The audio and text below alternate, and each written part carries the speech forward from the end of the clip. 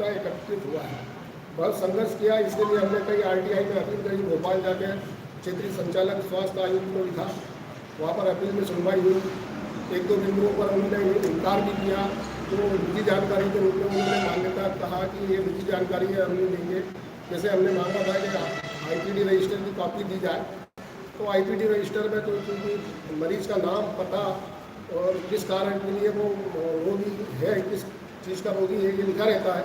इस बात को उन्होंने गोपनीयता की श्रेणी में रखा, लेकिन फिर भी हमने वो उस लड़ाई को लड़ा, अपील में गए और हमने फिर घुमा फिरा के भी दूसरी RTI लगाई और वो हमने वो जानकारी प्राप्त करी है।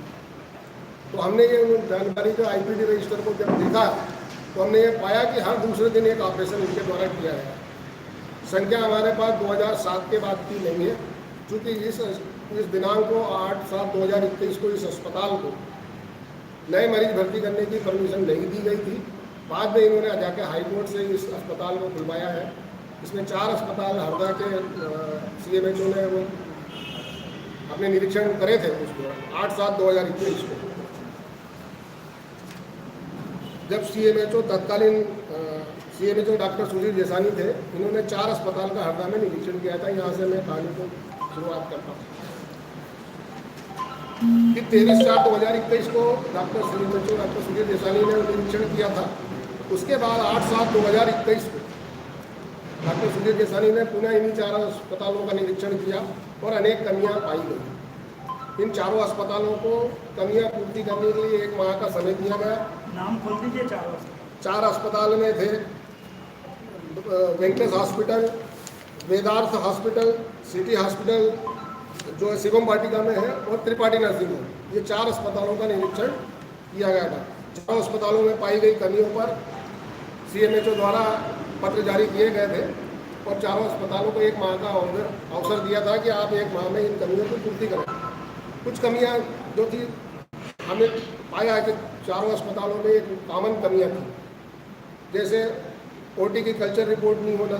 OT ऑपरेशन थिएटर में कल्चर रिपोर्ट लगती है, वो नहीं होना। नर्सिंग स्टाफ जो है वो योग्यता अनुसार नहीं है। कई जगह मतलब लैब टेक्नीशियन नहीं है, एक्सरे टेक्नीशियन नहीं है।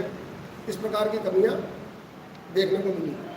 लेकिन जब हमने गंभीर विषय पर देखा, इसको करा, तो कमियां तो उन्होंने पूर्ति भी करी। OT रजिस्टर है जो उन्होंने मापदंड अनुसार रखना शुरू कर दिया, उन्होंने जैसा निर्देश दिया। OT का मतलब वो जो मेडिकल वेस्ट के लिए उन्होंने अपना रूम अलग से बना भी लिया, तो जो मेडिकल वेस्ट होता है उसके अंदर वो रखते रहे।